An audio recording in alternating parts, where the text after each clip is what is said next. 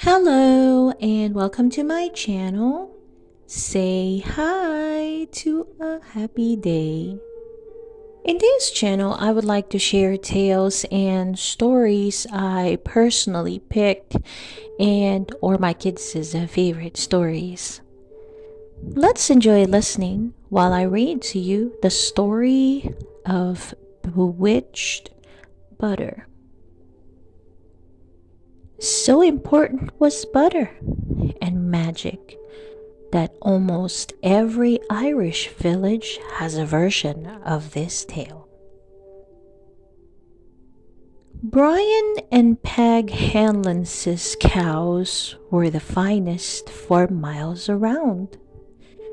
Their milk and butter were the richest and sweetest and brought the highest price at every market.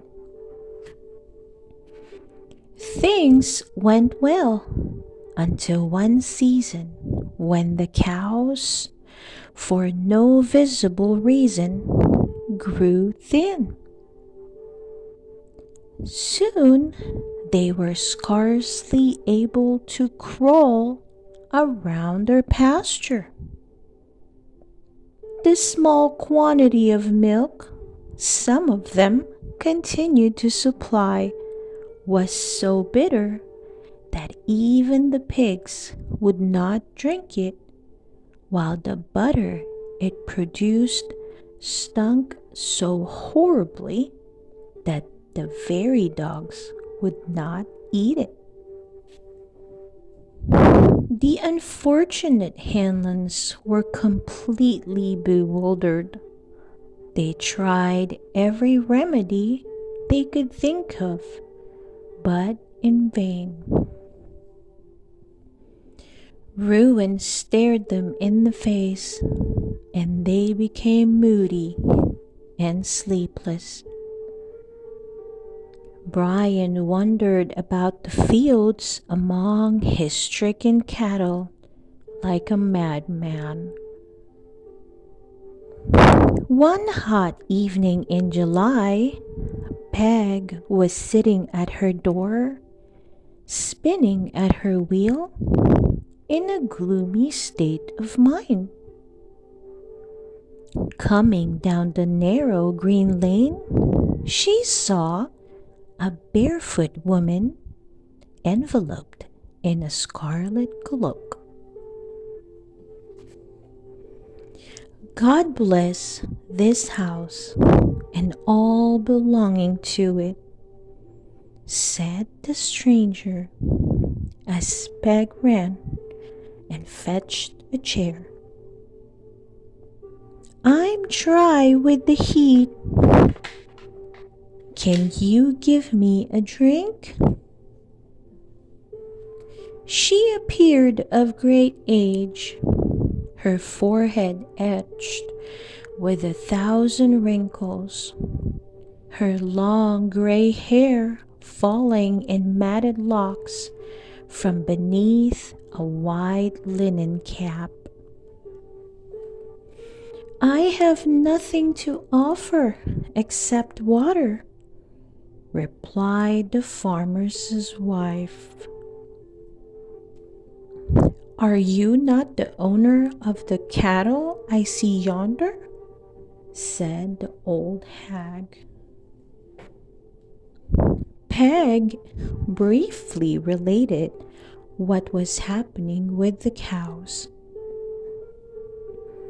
"Have you any of the milk in the house?" the hag asked.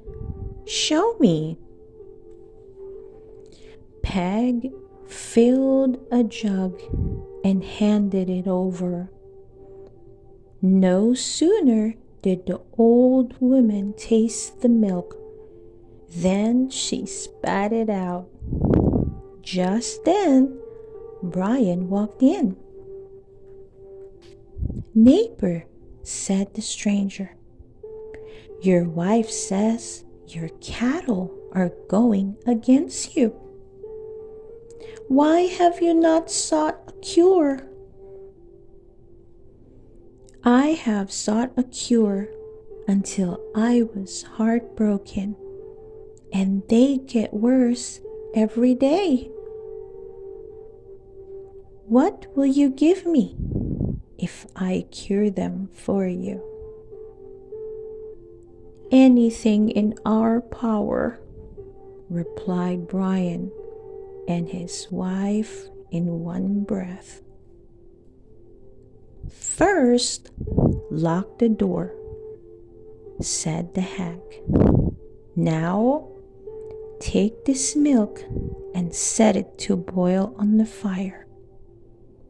Into the pan, put 9 straight pans, so new they have never been used in clothes. They did as she told them, and the 9 shiny pins soon began to simmer into the bitter milk. The hag stirred them, at the same time singing some verses in a low, wild voice. She grew quite pale. She gnashed her teeth. Her hand trembled, and she began to seem other than human. As the hour of 12 o'clock arrived, a loud wail was heard approaching the house. The woman stopped her chanting. "Let me in!" The crying voice was now at the door, and a violent knocking followed. "'Tis the villain who has your cattle bewitched," shouted the hag. Brian unbarred the door to find a red-haired woman whose piercing yells were hurting their ears. She was a neighbor by the name of Grace Dougherty. She had 5 or 6 cows, but neighbors noticed she sold more butter than other farmers' wives who had 20. Brian had from the beginning suspected her of having something to do with his misfortune, but with no proof, she had held his peace. "Oh, please take that cruel pan off the fire," the woman screeched in agony. "Take out those cruel pins. They're piercing holes in my heart. Take them out, and I promise I'll never touch the milk of your cows again." With a grim smile, the hag took the milk off the fire. Brian and Peg pressed her to accept some payment for her services, but she refused.